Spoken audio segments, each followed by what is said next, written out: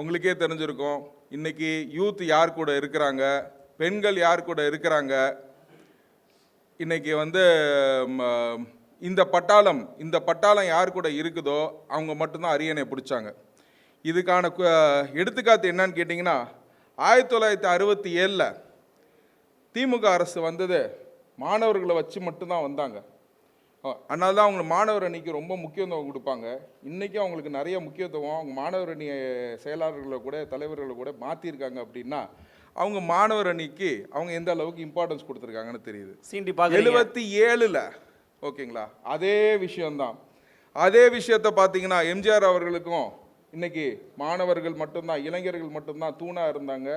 அவர் ஆட்சி அமைக்க இருந்தப்ப அதே சவால்களை இன்னைக்கு தாவேகா தலைவர் விஜய் சந்திக்கிறார்.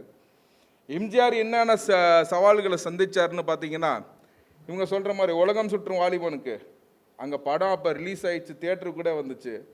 தேட்டரில் அவ்வளோ கலாட்டா, அவ்வளோ பிரச்சனைகள், அவ்வளோ இடையூறுகள் கொடுத்து அப்போ செஞ்சாங்க. இப்போ டெக்னிக்கலாக ஜனநாயகம்னு சொல்லி ஜனநாயக படத்துக்கு பார்த்திங்கன்னா சிபிஎஃப்சி சான்றிதழில் அவங்க ஒரு செக் வைக்கிறாங்க. அன்றைய இருந்த மாதிரி தான் இன்னைக்கு பர்சனலாகவும் சொல்கிறேன்.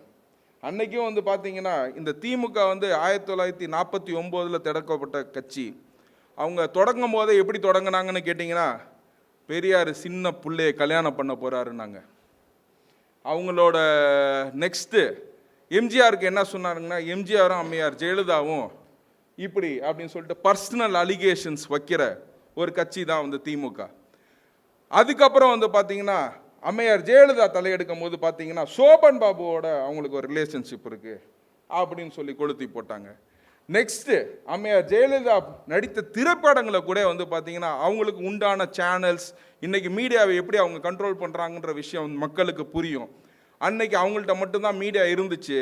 அந்த வைரம்ன்ற திரைப்படத்தை அவங்க நீச்சல் உடையில் நடந்ததை அந்த மாதிரி ஒரு கேரக்டர் அசாசினேஷன் பண்ணுறது பார்த்தீங்கன்னா ஒரு கடந்த 70 ஆண்டுகளுக்கு மேலாக பண்ணுற ஒரே கட்சி திமுக தான்.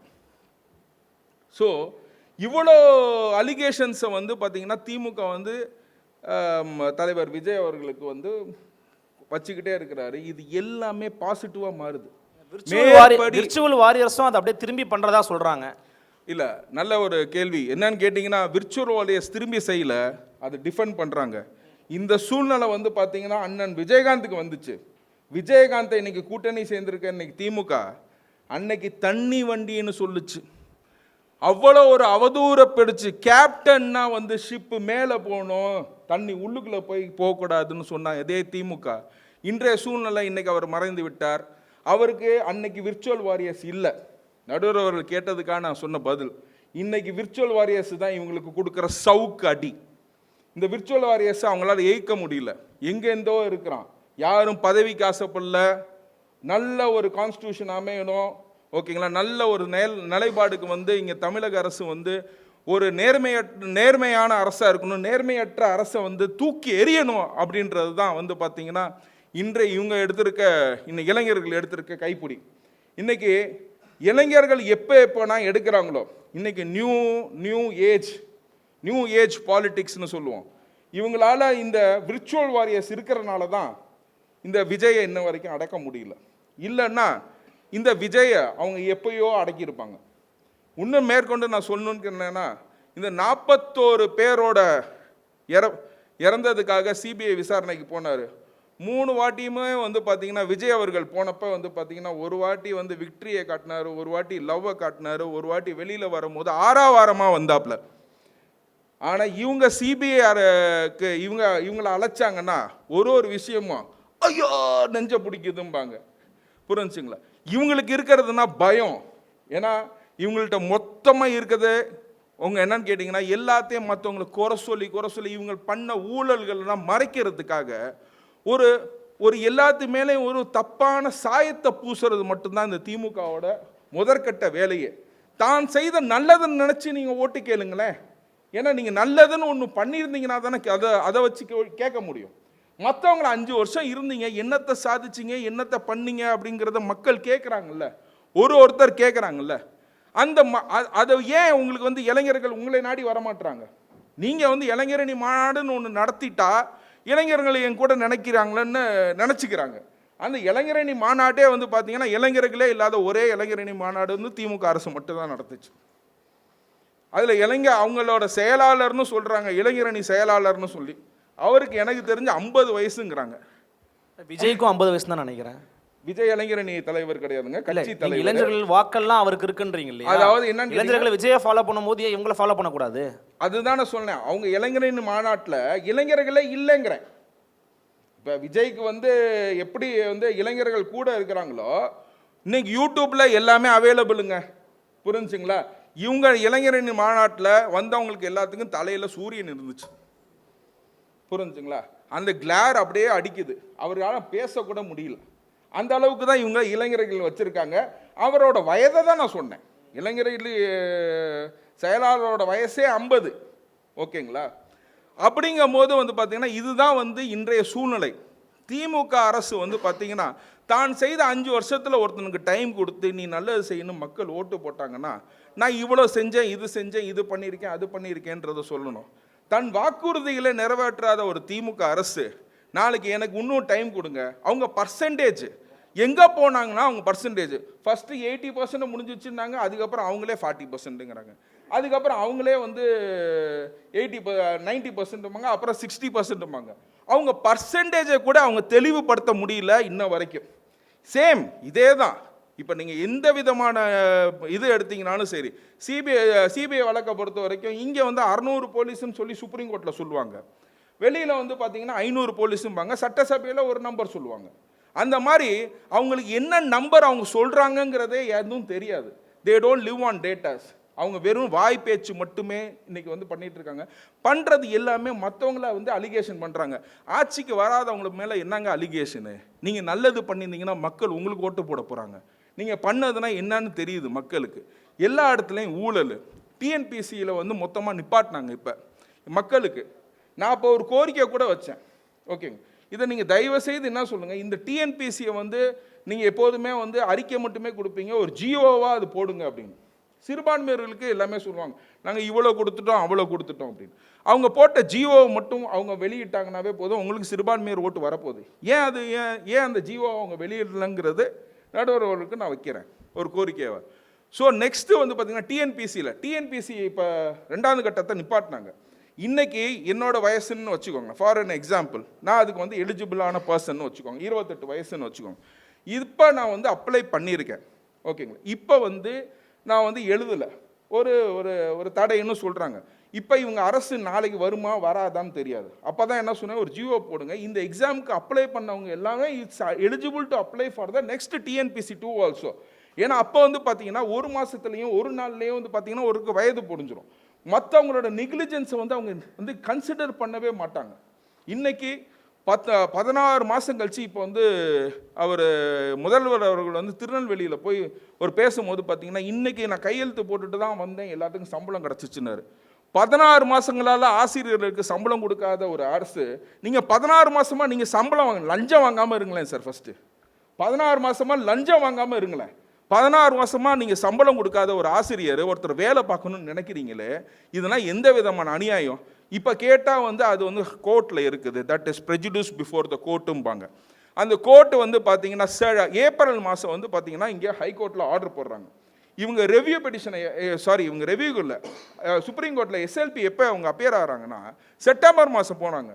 ஏன் சார் உங்களுக்கு வந்து அரெஸ்ட்டுன்னு ஒன்று வந்துச்சுன்னா அடுத்த நாளே போய் நீங்கள் வந்து எங்களுக்கு வந்து விடுவீங்கன்னு சொல்லிட்டு உடனே சஸ்பென்ஷன் ஆஃப் சென்டென்சஸ் கேட்குற இந்த வழக்கறிஞர் கூட்டத்தை நிறைய வச்சுருக்கீங்களே, எல்லாத்துக்கும் ஒன்றும் இல்லை, செக்கு படி பார்த்தீங்கன்னா நேற்று ஒரு சீனியர் அட்வொகேட் வந்து சொல்கிறாரு. ஓகேங்களா? அவரை இதை லிஸ்ட் பண்ணது இவங்க எங்கேஜ் பண்ண அட்வொகேட் எல்லாத்துக்கும் பார்த்தீங்கன்னா 50 லட்சம் 1.5 கோடி ரூபாய் வரைக்கும் வந்து பார்த்தீங்கன்னா வந்து ஃபீஸ் கொடுக்குறாங்க. ஆனால் அந்த மக்களுக்கு டீச்சர்ஸ்க்கு வந்து டெட்டை எடுத்து டெட்டு கம்பல்சரின்னு போட்டப்ப அதுக்கு அகெயின்ஸ்டாக போய் சுப்ரீம் கோர்ட்டில் வாதாடுறதுக்கு அவங்களுக்கு 4 மாதம் தேவைப்படுது. ஆனால் இவங்க ஆளுங்க ஃபஸ்ட்டு இமீடியட்டாக போகணும் அப்படின்னு கேட்டிங்கன்னா இங்கே வந்து ஊழல் பண்ணி இங்கே சென்டென்ஸ் கொடுக்குற ஒரு அமைச்சர் பொன்முடி, நான் அன்னைக்கு கோர்ட்டில் இருந்தேன். ஓகேங்களா? கோர்ட்டில் என்ன சொல்கிறாரு, ஓகே எனக்கு குறைஞ்ச தண்டனை கொடுங்கன்றாரு. அந்த அளவுக்கு ஒரு ஊழல் உடனே போயிட்டு உடனே சுப்ரீம் கோர்ட்டில் போட்டு சஸ்பென்ஷன் ஆஃப் சென்டென்ஸ் வாங்கி வெளியில் வந்து உட்கார முடியுது. ஆனால் டீச்சர்ஸ்க்கு இவங்களுக்கு 16 மாதம் எடுத்துக்கிறாங்க சம்பளம் கொடுக்குற. இன்றைக்கும் வந்து பார்த்தீங்கன்னா அந்த சம்பளத்தில் வந்து பாதி சம்பளம் தான் கொடுத்துருக்காங்க, முழு சம்பளத்தை கொடுக்கல. அப்படிங்கும் போது இவங்க பண்ணுற எல்லா அரசியலுமே வந்து பார்த்தீங்கன்னா இன்னைக்கு நோபடி, இன்னைக்கு வந்து மைனாரிட்டியாக இருக்கட்டும், இளைஞர்களாக இருக்கட்டும், பெரும்பான்மையாக இன்னைக்கு டிசைடிங் அத்தாரிட்டிஸ் எல்லாமே தாவேகாவோட இருக்கிறாங்க. மற்றபடி எல்லா மக்களுமே வந்து யோசித்து வாக்களிப்பாங்க. இந்த அராஜக ஆட்சி நமக்கு வேணுமா?